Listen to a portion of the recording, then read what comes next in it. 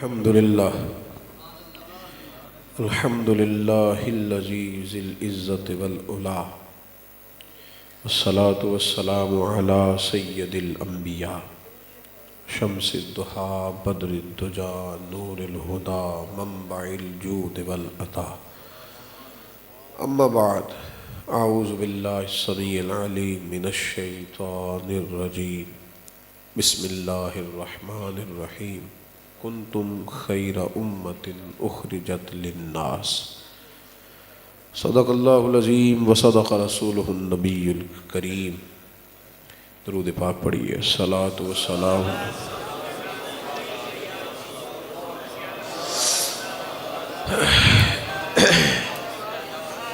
الصلاۃ والسلام علیک یا سیدی یا رسول اللہ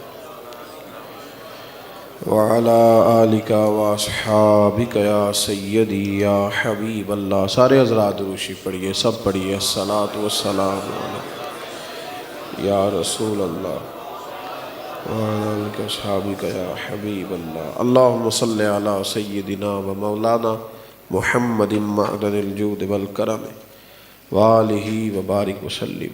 تمام تعریف حمد و ثنا اللہ تعالی جل جلالہ کے لیے۔ ہر قسم کے درود و سلام نبی رحمت صلی اللہ علیہ وسلم کی ذات والا صفات کے لیے۔ حمد و صلات کے بعد اللہ تبارک و تعالی ان سب دوستوں کو جنہوں نے اس کوشش کا وہ کسی طریقے سے حصہ بنے یا اس کو سراہا، اللہ سب کو بہترین جزا عطا فرمائے۔ جو تشریف لائے اللہ تعالی ہم سب کا آنا مقبول فرمائے، اور دعا فرمائے اللہ تعالیٰ دین کے ہر کام میں اخلاص کی توفیق عطا کرے، ہر ریاکاری سے، ہر بناوٹ سے، ذاتی مفادات سے اللہ ہمیں محفوظ رکھے۔ قرآن مجید نے کہا ہے کہ کنتم خیر امت، فرمایا تم بہترین امت ہو، تم بہترین لوگ ہو، میرے محبوب کے غلاموں بہترین ہو۔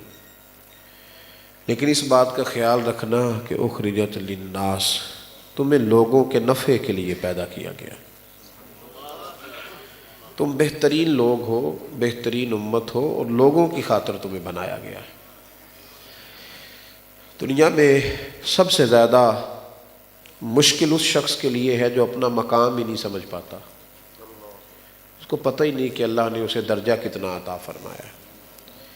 بہت بڑا آدمی جب بہت چھوٹی بات کر جاتا ہے تو اس کی شخصیت ساری زمین بوس ہو جاتی۔ بہت بڑے قد کاٹ والا آدمی جب کوئی چھوٹی سی حرکت کر جاتا ہے تو اس کی زندگی کی وہ ساری خوبصورتیاں یوں لگتا ہے کہ جیسے مٹی کی نظر ہو گئی۔ مسلمان ہو کے، نبی پاک صلی اللہ علیہ وسلم کا غلام ہو کے، کلمہ گو ہو کے، خیر امت میں شامل ہو کے جب یہ کہتا ہے نا جی مسلمانوں کا کچھ نہیں ہو سکتا، پاکستان کا کچھ نہیں بن سکتا، غریب کا بچہ کبھی چودھری نہیں بن سکتا، تو یوں لگتا ہے کہ جیسے اس کی سوچ دب سی گئی ہے، محسوس ہوتا ہے کہ جیسے کسی گھٹن کا شکار ہے۔ علامہ اقبال نے شکوہ کیا تھا، کہنے لگے گلا تو گھونٹ دیا ہے لے مدرسہ نے تیرا، اب کہاں سے آئے گی صدا لا الہ الا اللہ۔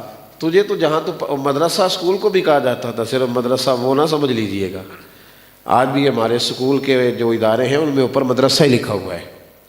تو کہتے ہیں وہ جو تیرے دائیں بائیں تھے نا پڑھنے پڑھانے والے، انہوں نے تیری سوچ بند کر دی ہے، تجھے پتہ ہی نہیں تو کتنا بڑا ہے، تجھے خبر ہی نہیں تو کیا کچھ کر سکتا ہے۔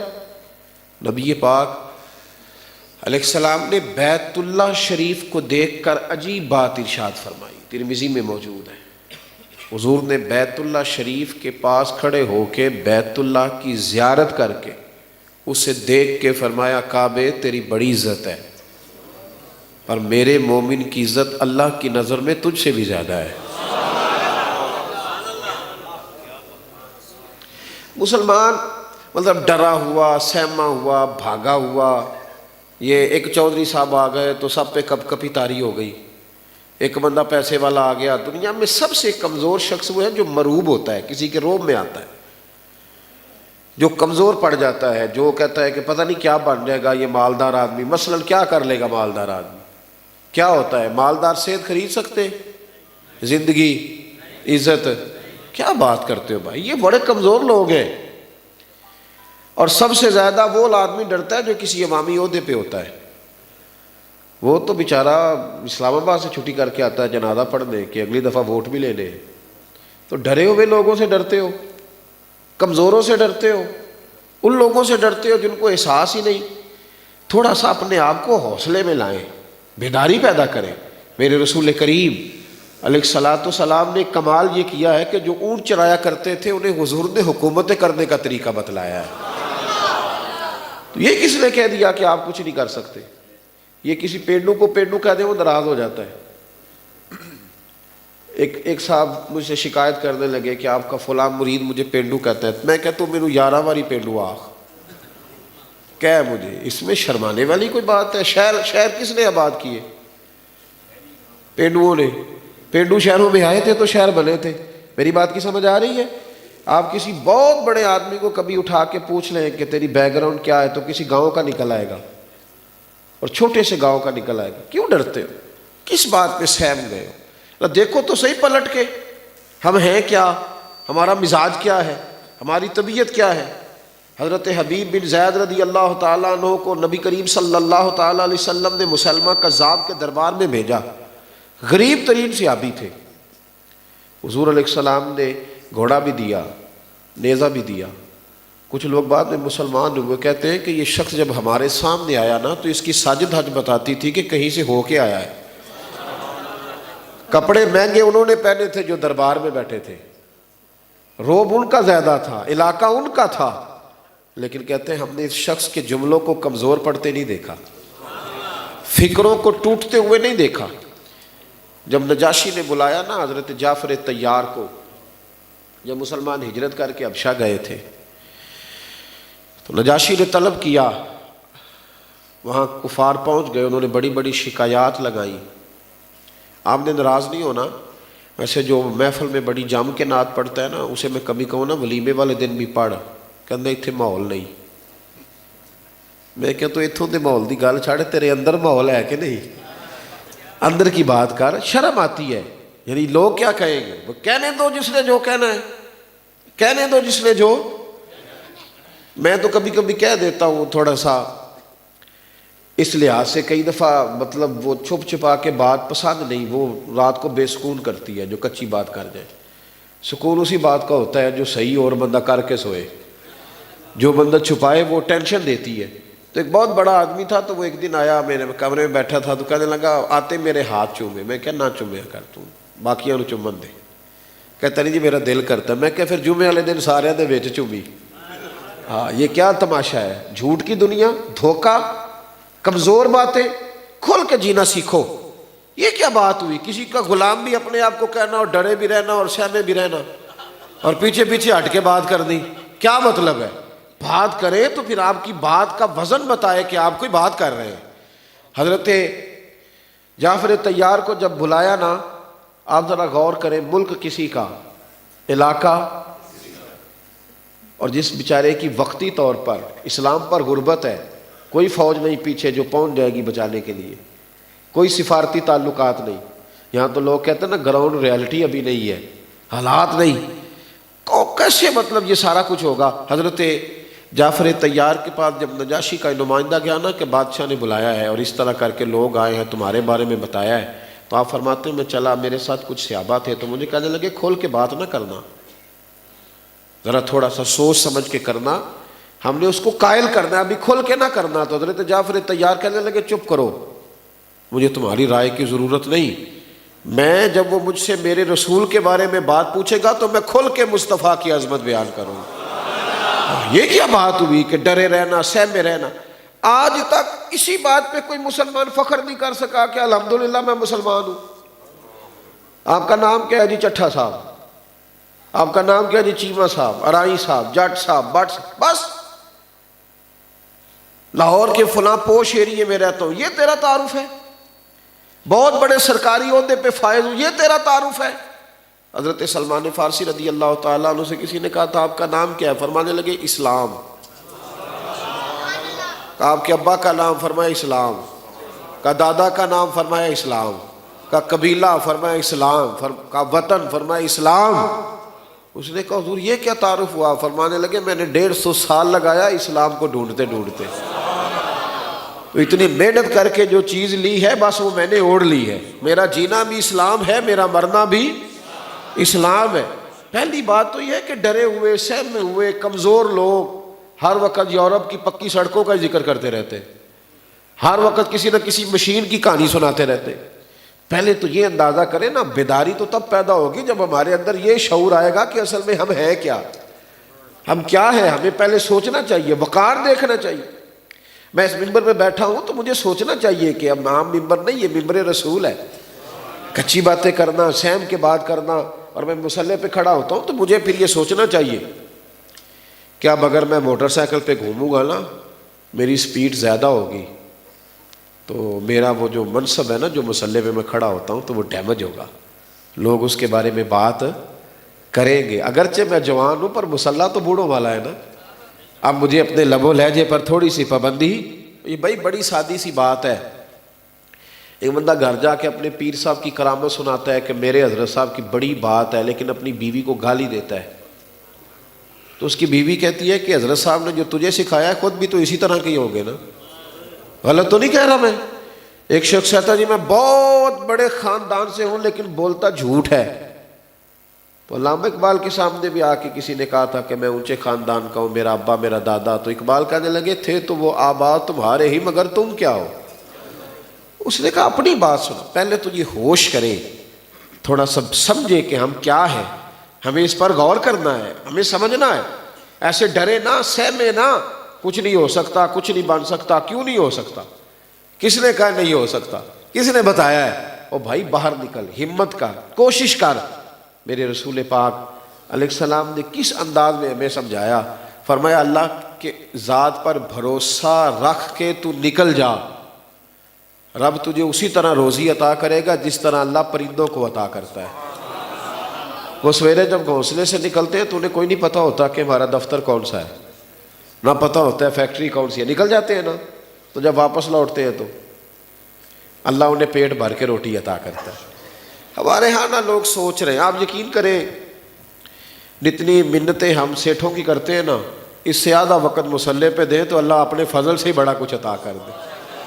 سویرے لوگ نکلتے ہیں کاپی پینسل لے کے بندے راضی کرنے کے لیے، شام تک بندے ہی راضی کرتے رہتے، اور بندے راضی پھر بھی۔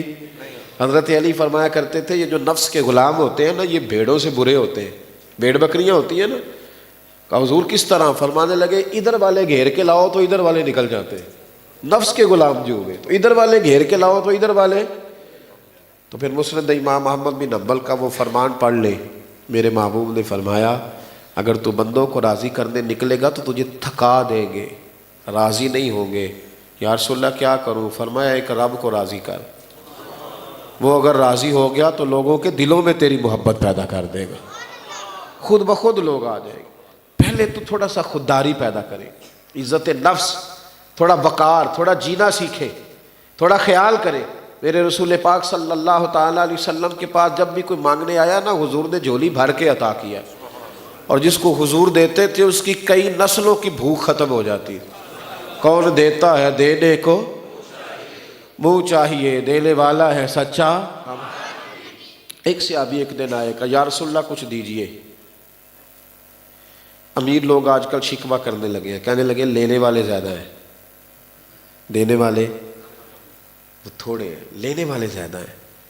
امیر لوگ کہتے ہیں کس کس کو دیں، مسجد والا بھی آتا ہے، مدرسے والا بھی آتا ہے، غریب بھی آتا ہے، بیٹی کی شادی والا بھی آتا ہے، فلانا بھی آتا ہے، فلانا بھی آتا ہے، کدھر جائے، کس کو اس کو دیں؟ ہر آدمی کا خیال ہے کہ ہمارے پاس دولت ہے۔ صحابی نے آ کے عرض کی حضور کچھ دیجئے، میری ملت کا جوان آج بھی رو رہا ہے کہ کبھی میری پھپھی امریکہ والی مہربان ہو جائے تو پھر میرا کام بن جائے گا، کبھی میرا ماموں جو رہتا ہے نا یو کے میں، اس کی مجھ پہ نظر کرم ہو جائے نا۔ ہمارے ہاں تو اب پیر کہتے ہیں کہ یہ 6 مرید نہ نکلے کبھی، سارے تگڑے ہیں، باقی مجھے خیر صلاح ہے، یہ 5 بندے رہ جائیں قابو میں تو کیا کس چکر میں پڑ گئے لوگ۔ بھائی سنو، یا رسول اللہ صلی اللہ تعالیٰ علیہ وسلم کچھ دیجئے، تو حضور نے فرمایا تیرے پاس کچھ بھی نہیں۔ انویسٹمنٹ سنو نوجوانوں، انویسٹمنٹ سنو، راز سنو۔ کہتے ہیں جب تک ابا مارکیٹ نہ بیچے میں نے کاروبار ہی نہیں کرنا۔ دیکھو حضور نے راز کیا دی، انویسٹمنٹ کیا عطا فرمائی، کیا ہے تیرے پاس؟ اس نے کہا جی ایک پیالہ، ایک کمبل. ہے اتنا غریب جس کے گھر میں ایک ہی پیالہ ہو؟ اس محفل میں ہے کوئی ایسا غریب؟ چپ کر رہے ہو، یہ مطلب ہاں ہوں جی. کیوں جی، ہے کوئی اتنا غریب کہ ایک ہی پیالہ ہو گھر یا ایک ہی کمبل ہو؟ ہمارے تو کئی بستر ایسے ہیں جو ساری زندگی استعمال ہی نہیں ہوتے، کئی برتن ایسے ہیں جو کھولنے کا طریقہ ہی نہیں آتا. صحیح کہہ رہا ہوں؟ حضور نے فرمایا لے کے آ. وہ لے کے آئے تو نبی کریم صلی اللہ تعالیٰ علیہ وسلم نے کہا کون خریدے گا بھائی؟ صحابی نے یہ نہیں کہا کہ یا رسول اللہ 2 ہی چیزیں تھیں وہ بھی بیچ دینے لگے ہو، کون خریدے گا؟ ایک صحابی نے کہا یا رسول اللہ 1 دینار، دوسرے نے کہا 2 دینار. حضرت انس بن مالک رضی اللہ تعالیٰ عنہ کہتے ہیں حضور نے 2 دینار میں بیچ دیا، کمبل بھی پیالہ بھی. پھر فرمایا 1 دینار کی روٹی لے جا گھر، 1 دینار کا کلاڑا خرید کے لا. وہ کلاڑا خرید کے لائے تو میرے مصطفیٰ کریم نے اس کلاڑے میں دستہ اپنے دستے مبارک سے لگایا. فرمایا جا جنگل میں جا کے لکڑیاں کاٹ، کھا بھی اور کھلا بھی، پی بھی اور پلا بھی، پہن بھی اور اٹھ باندھ کمر، کیوں ڈرتا ہے؟ پھر دیکھ خدا کیا کرتا ہے، تو جا. حضرت انس بن مالک کہتے ہیں حضور نے ان سے کہا کہ 15 دن مجھے نظر نہ آنا، جا.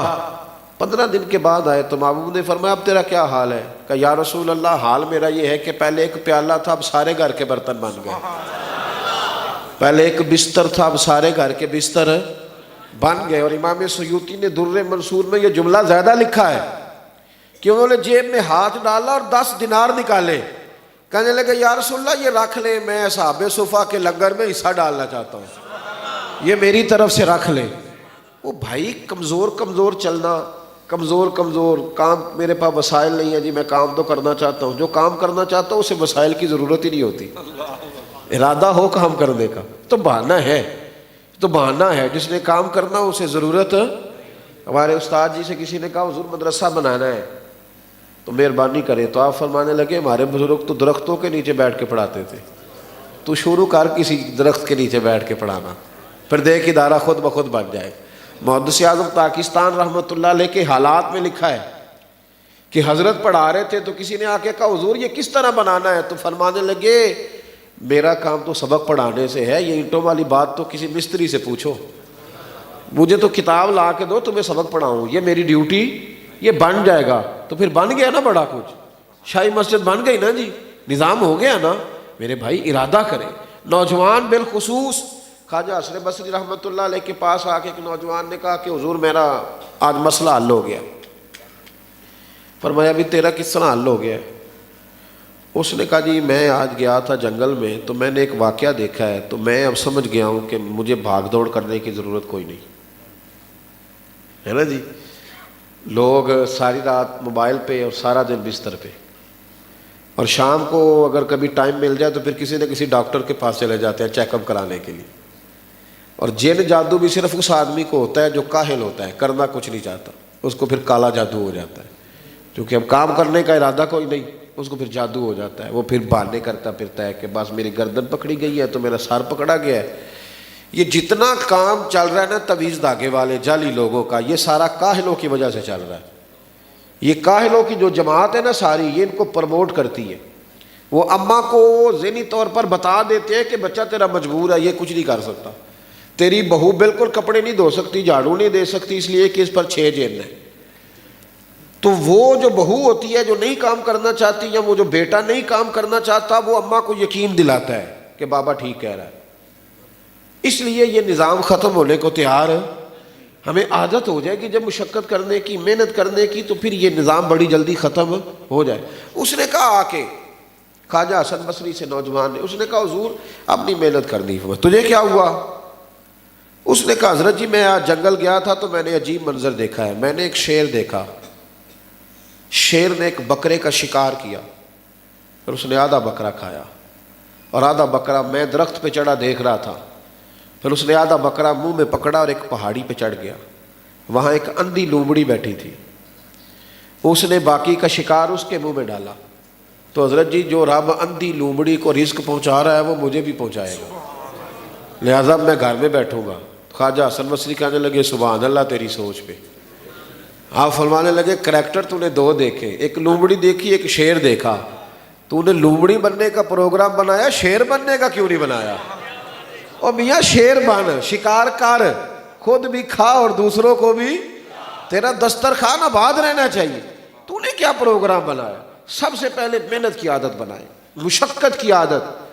میں برطانیہ میں تھا تو مجھے ایک نوجوان کہنے لگا کہ حضرت صاحب آپ یہ بتائیں کہ حضرت غوث اعظم نے جو دین کا کام کیا تو اس کی آپ اپنے دیسی لہجے میں مجھے ٹرانسلیٹ کر کے دیں، مجھے لمبے چوڑے مقالوں کی سمجھ نہیں آتی۔ تو میں نے کہا کہ جس طرح گاؤں میں ایک آدمی کے 6 7 10 بچے ہوتے تھے نا، تو بیچارہ غریب تھا، اخراجات پورے نہیں کر پاتا تھا، تو 8 10 گھنٹے ڈیوٹی بھی کر کے آتا تھا، تو پھر جو آدمی ٹرالی جس نے پھکوائی ہوتی تھی نا اینٹوں کی یا مٹی کی، اس سے بھی ٹھیکہ کر لیتا تھا، کہتا تھا مجھے 600 دینا، میں تیرے گھر پھینک دوں گا۔ کرتے تھے نا مزدور، وہ اس کو کہتے اوور ٹائم۔ تو میں نے کہا حضور غوث اعظم نے دین کا کام اوور ٹائم لگا کے کیا، اوور ٹائم لگا کے، اوور ٹائم لگا کے۔ اور بھائی بڑا مشکل ہے نا، فجر کے بعد فقہ کا درس دینا، زور کے بعد حدیث پاک پڑھانا، عصر کے بعد تفسیر بیان کرنا، اور صبح 10 بجے سے لے کر زور تک بچوں کو درس نظامی کے باقاعدہ اسباق پڑھانا۔ اور پھر سنو، عشاء کی نماز کے بعد ایک ہفتے میں 3 اجتماعات سے خطاب کرنا۔ اور اس طرح نہیں کہ میں آیا ہوں تو میں نے ایک تقریر تیار کر لی تو آپ کے سامنے بیان کر دی۔ 70 ہزار کا مجمع ہوتا تھا، ہر آدمی کو ذہنی صلاحیت کے مطابق مطمئن کرنا اتنا آسان نہیں ہوتا۔ اور حضور غوث پاک اس طرح خطاب کرتے تھے کہ قاری صاحب کا ان کا اپنا ماننا ہے، اپنی مرضی ہے، تلاوت جو مرضی کر دیں، قاری صاحب جو آیات پڑھ دیں گے غوث پاک اسی کی تفسیر شروع کر دیں گے۔ پھر وہ حدیث انہیں بھی آتی تھی، غوث پاک کو بھی وہ حدیث آتی تھی کہ عابد ساری رات عبادت کرتا رہے اور عالم سویا رہے، تو درجہ پھر بھی عالم کا زیادہ ہے۔ یہ حدیث غوث پاک کو آتی تھی، یہ یاد تھی انہیں، اور میرا خیال ہے اسناد سمیت یاد تھی، کیونکہ قریب سندیں ہیں نا حضور غوث پاک، یہ آتی تھی انہیں۔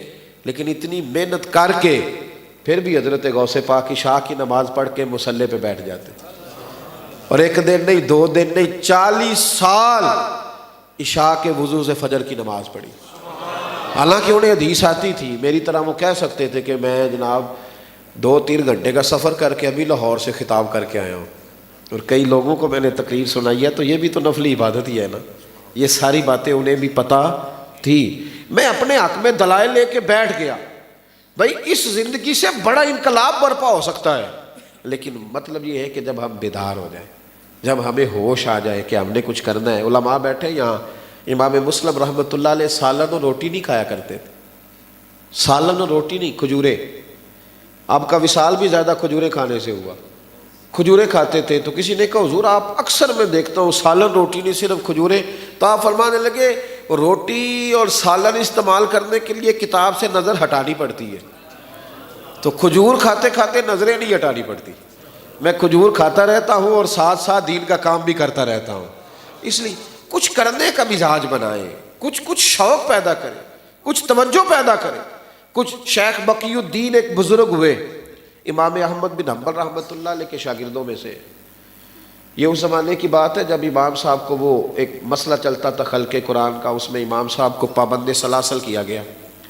تو شیخ کہتے ہیں میں نے اپنے شیخ سے پوچھا، اب تو ہمارا شیخ بھی کوئی نہیں نہ ہوتا، کیونکہ جس آدمی کے پاس پیسے زیادہ ہوں، علم زیادہ ہو، اس کا مرشد نہیں ہوتا، اس کو ساری باتوں کا خود ہی پتہ ہوتا ہے۔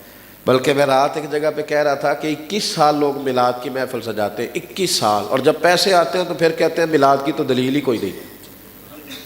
40 سال 11ویں شریف کا لنگر پکاتے ہیں، اور جب ان کا بیٹا باہر جا کے سیٹ ہوتا ہے تو پھر انہیں 11ویں کی دلیل، یہ فیشن ہو گیا ہے اب اس طرح کی گفتگو کرنا، کہ اس کی تو دلیل ہی کوئی نہیں جی، معاذ اللہ تعالیٰ، یہ ہماری طبیعت۔ شیخ بقی الدین نے اپنے شیخ سے کہا کہ حضور کوئی ایسا بندہ بتائیں جس سے میں نبی پاک کی حدیث سنوں تو سیدھی میری روح میں اتر جائے۔ تو انہوں نے کہا بندہ تو ہے پر ہے قید میں۔ کہا کہاں؟ کہا بغداد میں امام احمد بن حنبل قید میں۔ شیخ بقی الدین آئے، تلاش کیا، اندر جب جذبہ ہوتا ہے تو رستہ بھی بانی جاتا ہے۔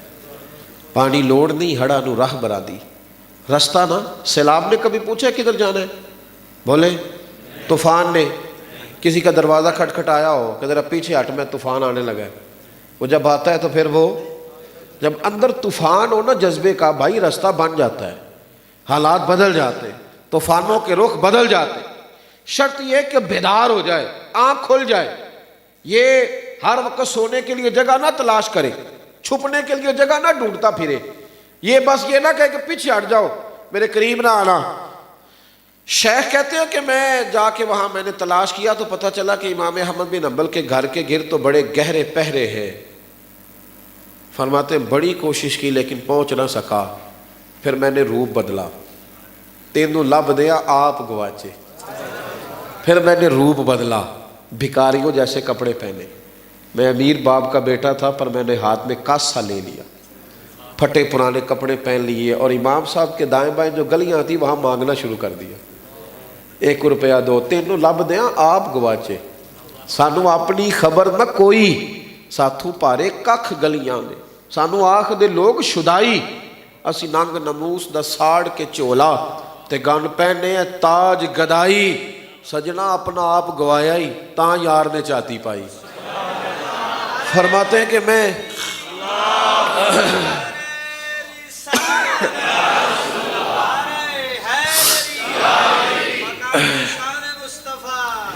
حضرت شیخ کہتے ہیں کہ میں ان کے دروازے تک پہنچا، جب میں نے صدا لگائی تو نظر بند تھی، امام صاحب باہر آئے، 1 دینار جب میرے پیالے میں ڈالنے لگے تو وقت بھی تھوڑا تھا، چاروں طرف سپاہی تھے، میں نے کہا حضور میں فقیر تو نہیں، میں تو حدیث پاک سننے آیا، تو حضور پتہ چلا تھا کہ آپ تک رسائی ایک ہی ذریعہ تھا، تو کہتے ہیں کہ امام احمد بن حنبل کی آنکھیں یوں برسی جیسے برسات میں پرنالہ برستا۔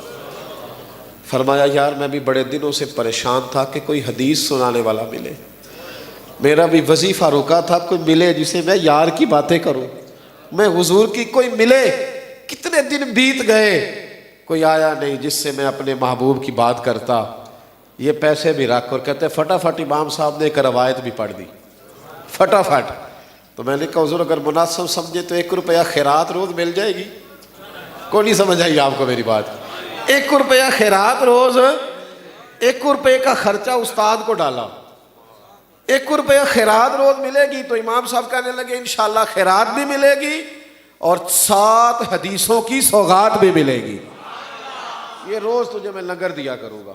کہتے میں 41 دن جاتا رہا، 41 دن، تو 41ویں دن امام صاحب آزاد ہو کے آئے، تو میں آ کے ان کے درس میں بیٹھا نا تو سب لوگ بیٹھے تھے، تو فرماتے ہیں مجھے امام صاحب نے بلایا اور میرے سر پہ دستار رکھی، فرمانے لگے تو اب جا، یہ تیرے والا درس نہیں۔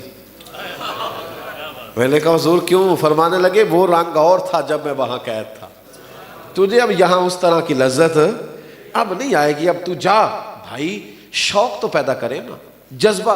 کہتے ہیں حضرت صاحب آپ کی تقریر کی سمجھ آتی ہے، ہمارے خطیب صاحب کی تقریر کی مجھے سمجھ نہیں آتی، میری مرضی کا موضوع نہیں بیان کرتے، تو میں کہتا ہوں تو گیا کب تھا سمجھنے کے لیے؟ تو جاتا ہی نہیں، تو نے کب کہا تھا کہ حضرت صاحب کل آپ مجھے فضائل جناب صدیق اکبر کچھ سنائیں؟ کب کہا تھا؟ ہمارے اندر شوق ہی نہیں، ہم جاتے ہی نہیں، ہم تو تب جاتے ہیں جب بالکل اذان کا وقت ہو جاتا ہے، گھر بیٹھ کے شکوہ کرنا تو آسان ہے، لیکن میرے بھائی شوق، جذبہ، ہمت، خودداری، عزت نفس، یہ آپ کو بیدار کرے گی۔ حضرت عمر فاروق کے پوتے تھے جناب سالم بن عبداللہ بن عمر، ہمارے ہاں نا جو اللہ نے دیا اس پہ راضی رہنے کا رواج ختم ہوتا جا رہا ہے، مجھے اس طرح کی کار لینی ہے جس طرح کی سامنے والے کی ہے، میں نے اس طرح کا مکان بنانا جس طرح پڑوسیوں کا ہے، بلکہ ہم تو یہ بھی کہتے ہیں کہ یہ اس طرح کے ددیال اللہ کسی کو نہ دے جس طرح کے میرے چاچے، اس طرح کے رشتہ دار کسی کو نہ ملے۔ کیا آپ کو یہ پتہ نہیں کہ رب کریم نے یہ ددیال پسند کیا تو اس میں آپ کو پیدا کیا، اللہ نے یہ ننہال آپ کے لیے پسند کیا تو اس میں آپ کو پیدا کیا، تو جو اللہ کو پسند ہے وہ مجھے تجھے کیوں نہیں پسند؟ ہاں کو بد عقیدہ ہو، بد مذہب ہو تو بات الگ ہے، لیکن میری طبیعت پہ پورے ہونے اترتے لہذا غلط ہے۔ ساری زندگی دوسروں کی جیبوں کو دیکھا، اللہ ماشاء اللہ، ساری زندگی ہماری طبیعت یہ رہی کہ کوئی کسی طریقے سے مہربان ہو جائے، او بھائی اس طرح تو دنیا بھکاری بنا دیتی، اس طرح تو لوگ بھکاری بنا دیتے، ساری عمر لوگ کہتے ہیں یہی کام تو کرے گا۔ حضرت سالم بن عبداللہ بن عمر رضی اللہ تعالیٰ عنہ طواف کعبہ کر رہے تھے، امیر آ گیا وقت کا، مکے کا بادشاہ، حضرت سالم بن عبداللہ رضی اللہ تعالیٰ عنہ فارغ ہوئے نا، 7 طواف کے پھیرے مکمل کر کے 8واں استلام کر کے آپ بیت اللہ شریف کے دروازے کے سامنے کھڑے ہوئے۔ میری باتوں کی سمجھ آ رہی ہے آپ حضرات؟ میری طبیعت تھوڑی سی بوجھل ہے کئی دنوں سے، تو میں اس پریشانی میں تھا کہ پتہ نہیں دوستوں نے بڑا بندوبست کیا ہوتا ہے، میں کوئی بات سمجھا بھی سکتا ہوں کہ نہیں، تو دعا ہی مانگتا آیا ہوں سارے رستے کہ اللہ کرے کچھ بن جائے بات، اللہ تعالیٰ آپ کو بڑی بہترین جزا عطا فرمائے۔ دو ایک باتیں اور کرنی ہے، ذرا سنیں۔ طواف مکمل کر کے حضرت بیت اللہ شریف کے دروازے کے سامنے کھڑے ہوئے تو بادشاہ آ گیا۔ یہ لوگوں کا خیال ہوتا ہے کہ مولوی مطلب سارے شاید ہیں، کچھ لوگ تھوڑے سے ہیں، میں کہا کرتا ہوں کہ 5-10 لوگ جو پیسے لیتے ہیں اس کی وجہ سے آپ ہر آدمی کے بارے میں یہی خیال کریں گے؟ میں آپ کو سینکڑوں مدارس کے اساتذہ دکھا سکتا ہوں جنہوں نے اتنی سی تنخواہ پہ گزارا کر کے ساری جوانی رسول اللہ کے دین کو دے دی۔ چند ایک لوگوں کے بارے میں رائے قائم کر کے آپ سب کو برا کہیں گے، یہ کیسے ہو سکتا ہے؟ میں سینکڑوں کی بات کر رہا ہوں اور ذمہ داری سے کر رہا ہوں، سینکڑوں کی۔ یہاں تو ریٹائر جو بندہ ہوتا ہے اس کے ساتھ 6 اس کے پلاٹ بھی نکل آتے ہیں جو اس نے مختلف اسکیموں میں لیے ہوتے ہیں، کچھ ملے ہوتے ہیں۔ تو ہمارے تو بزرگ جب ریٹائر ہوتے ہیں تو مسجد سے بیچارے برتن بھی اٹھا کے کرائے کے مکان میں چلے جاتے ہیں، لیکن انہوں نے کام کیا ہے، خودداری کے ساتھ کیا۔ لوگوں کا خیال ہوتا ہے کہ شاید سارے ہی لوگ اس طرح کے، حالانکہ چند ہوتے۔ تو فارغ ہو اعلیٰ حضرت فاضل بریلوی رحمۃ اللہ علیہ نا ایک دن دکان پہ چلے گئے تیل لینے، بوتل پکڑی ہے ہاتھ میں سرسوں کا، یہ بھی دیکھے کتنے بڑے امام ہیں اور اپنے کام خود کیا کرتے تھے۔ یہاں عادت نہیں رہی کچھ لوگوں کو کوئی بھی ہاتھ ہلانے کی، بالکل عادت ختم ہو گئی۔ فاضل بریلوی رضی اللہ تعالیٰ عنہ جب پہنچے تو دکاندار سے کہا کہ یہ نا تیل کی بوتل بھر دو، اس نے سرسوں کے تیل کی بھر دی۔ تو اعلیٰ حضرت فرمانے لگے کتنے پیسے؟ کہنے لگا جی ویسے تو 5 آنے کی ہے، آپ ہمارے عالم ہیں، آپ 3 آنے دے دیں۔ اعلیٰ حضرت نے پورے ہی 5 دیے، فرمایا تو سارے رکھ، میں اپنا علم 2 آنے کا نہیں بیچا کرتا۔ ہاں کرو مد ہے اہل دول رضا، اور پڑے اس بلا میں میری بلا، میں تو گدا ہوں اپنے کریم کا، لہذا میرا دین پا رہا ہے نہ نہیں، میں 2 آنے کا بیچ دوں تیرے سامنے، چل دوڑ تو ساری رکھ۔ حضرت سالم بن عبداللہ طواف فارغ ہوئے اور بیت اللہ شریف کے دروازے کے سامنے کھڑے تھے تو مکے کا امیر آ گیا، سلام کے بعد کہنے لگا کوئی حکم ہو تو بتائیے گا، کوئی حکم ہو تو بتائیے گا۔ تو حضرت سالم بن عبداللہ چونکہ خوددار آدمی تھے نا، خوددار آدمی سامنے والے کا پسینہ جاری کرا دیتا ہے، خوددار ہونا چاہیے بندہ، انقلاب آ جاتا۔ کیا کہا تو نے؟ کوئی حکم ہو تو؟ فرمانے لگے یار تو بڑا ہی بیوقوف ہے، کس نے تجھے امیر بنایا مکے کا؟ بڑا تو بیوقوف ہے۔ اس نے کہا حضور کیا ہوا؟ فرمانے لگے بیت اللہ شریف میں آ کے طواف کر کے اور خانہ کعبہ کے سامنے کھڑے ہو کے بھی میں دنیا داروں سے مانگوں گا؟ بڑا بیوقوف ہے، یہاں اللہ کے گھر میں آ کے بھی دنیا داروں سے سیٹھوں سے سوال کروں، بڑا تو پاگل ہے۔ کہتے پہلی دفعہ مجھے کوئی مرد ملا تھا، میرا وجود کانپنے لگ گیا، پھٹے کپڑے ان کے، لیکن لفظوں میں اتنی غیرت، اتنا حسن۔ فرماتے میں ان کے باہر نکلنے کا انتظار کرنے لگا۔ حضرت سالم بن عبداللہ فارغ ہو کے باہر نکلے مسجد الحرام سے، جس طرح آج کل لوگ نکل جاتے ہیں باب عبدالعزیز سے باہر یا باب فہد سے، کہتے میں باہر نکلنے کا انتظار کرنے لگا۔ حضرت باہر آئے تو میں نے کہا حضور اب تو بیت اللہ شریف نہیں ہے، ابھی کوئی حکم کر دے۔ تو فرمانے لگے چل بتا تجھ سے دین مانگوں کہ دنیا مانگوں؟ بڑا شوق ہے نا دینے کا، کیا مانگوں، دین کے دنیا؟ کہنے لگا جی حضور دین تو آپ کے پاس ہے، میں تو دنیا دار ہوں، دنیا ہی دے سکتا ہوں۔ تو آپ مسکرائے، فرمانے لگے دنیا تو میں نے اس سے کبھی نہیں مانگی جس نے دنیا بنائی ہے، اس سے کبھی نہیں مانگی، اس کو بھی کہتا ہوں فضل ہی عطا فرما، محبوب کی غلامی عطا فرما۔ میں نے تو کبھی دنیا کے مال کا اس سے نہیں سوال کیا، تو تیرے ساتھ کروں؟ چل دوڑ جا۔ گردن کو جھکا دیتا ہے خیرات کا پتھر، جہاں میں مانگنے والوں کے سر کبھی اونچے نہیں ہوتے، اور غیرت ہے بڑی چیز جہاں نے تگ و دو میں، پہناتی ہے یہ فقر کو تاج سردارا۔ حضرت سلمان فارسی کے گھر میں نا 2-3 مہمان آ گئے، تو آپ تشریف فرما تھے۔ ہم جب کسی کے ہاں جاتے ہیں تو نوٹ بھی تو بڑا کرتے ہیں نا، پنکھا کہاں سے لیا جی آپ نے، یہ ٹائلیں کہاں سے آئی ہیں؟ اور کئی ایسے بیوقوف ہیں جو کہتے ہیں برتن ایک جیسے نہیں ہیں آپ کے گھر میں، تو میرا دل کرتا ہے اسے کہوں کہ تو نے لے آنے تھے آتی دفعہ، مطلب اتنا جو شوق تھا تو لے آتا 2 درجن گلاس، وہ طریقہ ہے تیرے سال۔ وہ نمک بھی تھوڑا سا لائیے گا، اچار نہیں مل سکتا تو بھیا تو گھر جا کے روٹی کھا، ہاں تو تکلیف نہ دے سامنے والے، ورنہ جو وہ رکھ۔ اور کئی نیک تھوڑے زیادہ نیک ہو جاتے، حالانکہ رسول کریم علیہ السلام نے فرمایا کسی کے گھر کھانا کھاؤ تو تفتیش نہ کرو، کانوں میں پھونکے مارتے ہیں اس کا رزق صحیح ہے، اور میں نے کہا یہ تقوی جو تو نے اختیار کیا یہ ٹھیک نہیں، جاسوسی دین میں جائز، ہاں اگر طے ہو گیا کہ رزق مشکوک ہے تو پھر تو پرہیز کر، لیکن جاسوسی اچھے آدمی کے بارے میں بدگمانی کرنے کا کیا مطلب؟ حضرت سلمان فارسی کے پاس کچھ لوگ آ گئے تو آپ نے چند چیزیں ان کے سامنے رکھی، اور رکھتے ہی حضرت سلمان فارسی فرمانے لگے تمہیں وہ روٹی دے رہا ہوں جو میں شوق سے کھاتا ہوں، اور اگر نبی پاک صلی اللہ علیہ وسلم تکلف کی اجازت دیتے تو میں تکلف کر کے کھانا لاتا، یعنی قیمتی چیزیں، قیمتی۔ میں کئی دفعہ دوستوں سے کہتا ہوں کہ میرے لیے کھانا نہ پکائیں، میں گھر سے کھا لوں گا، 4-5 گھنٹے گزر جاتے ہیں، انسان واپس جا کے گھر کھا لیتا ہے۔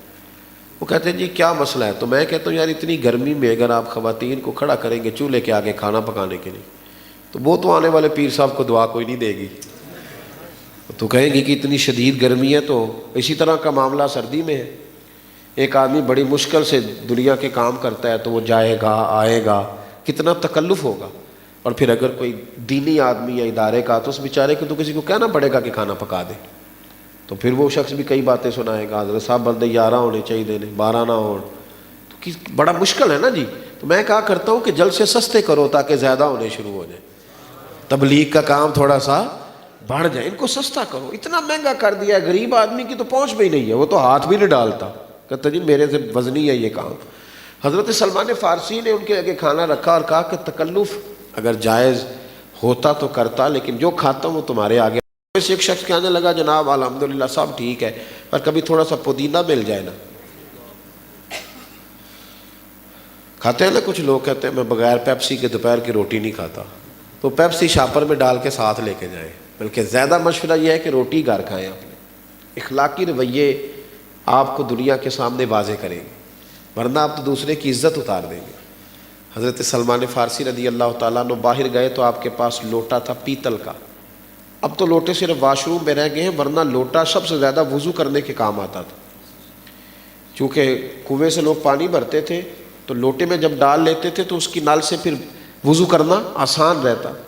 حضرت سلمان فارسی کہتے ہیں میرے پاس قیمتی چیز صرف لوٹا ہی تھا جس سے میں وضو کرتا تھا۔ اب اس نے کہا نا پودینہ کھانا ہے تو فرماتے میں بازار گیا، لوٹا میں نے گروی رکھا، لوٹا گروی رکھ کے میں واپس آیا۔ خودداری کی بات عرض کر رہا ہوں کہ ہم نے کس طرح کر کے رہنا ہے۔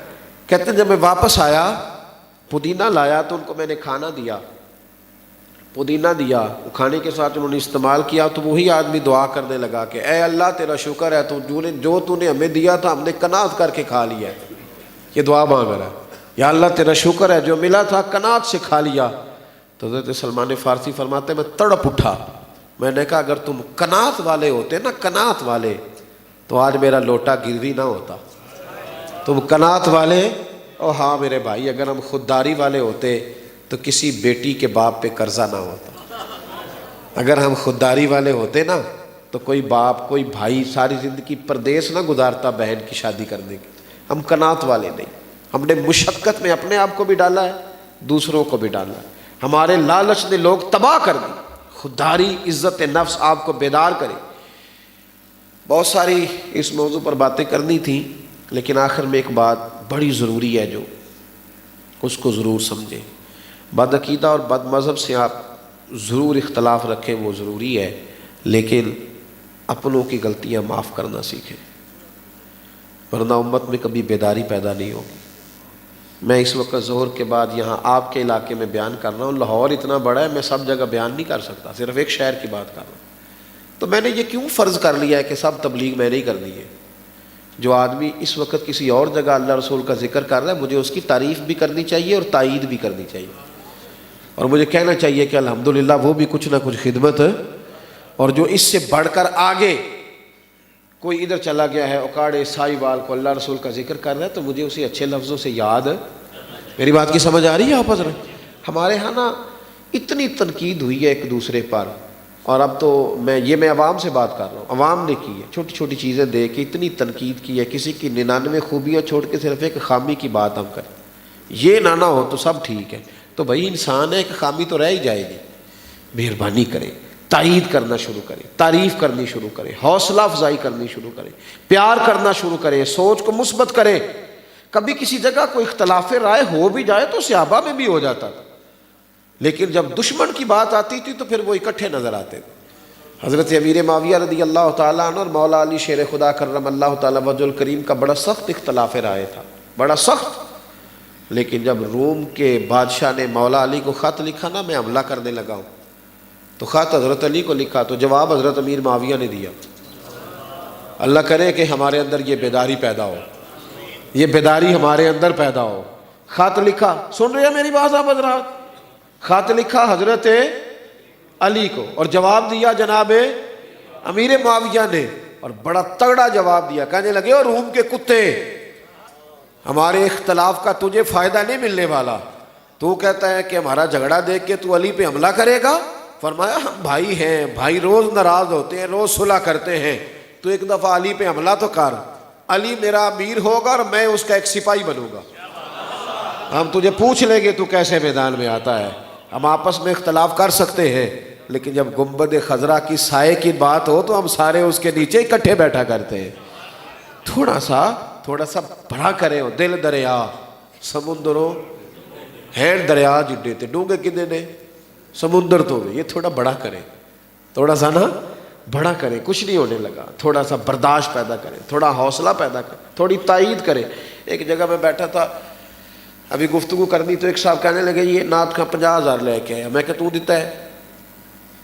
کہتے نہیں کمیٹی نے۔ تو میں کہ تو تے میں انہیں نہیں کریے کہ چپ کر کے سنیے، گیت تے میرے نبی دے گان لگے نا، آپ نے بندہ ضرور دیکھنا ہے، یہ ڈسکس ضرور کرنی ہے۔ میں نے کہا یہ سنا ہے، اچھا کلام پڑھتا ہے، سرکار اعلیٰ حضرت کو پڑھتا ہے، حضرت پیر میر علی شاہ صاحب کو پڑھتا ہے، بزرگوں کو۔ تو میں نے کہا کیوں نہ اپنا ذائقہ پورا کرے، ہمیں اس سے کیا لگے، ہم نے تو اپنا ذائقہ پورا کرنا ہے۔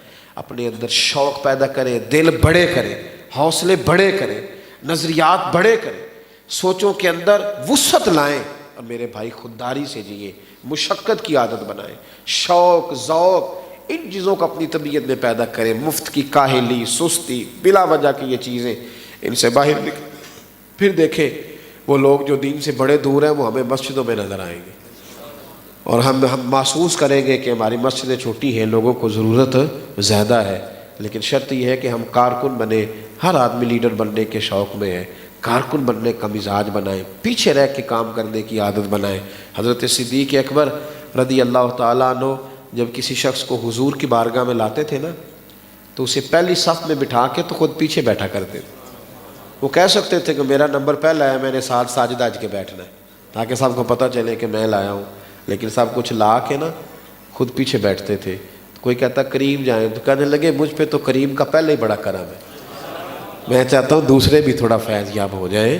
تو یہ مزاج بنائیں، پھر دیکھیں دین میں کتنی بہار آتی ہے، ملت کا، وطن کا، ہمارا کتنا فائدہ ہوتا ہے۔ اللہ تعالیٰ سمجھنے کی توفیق عطا کرے۔ آخر دعوانا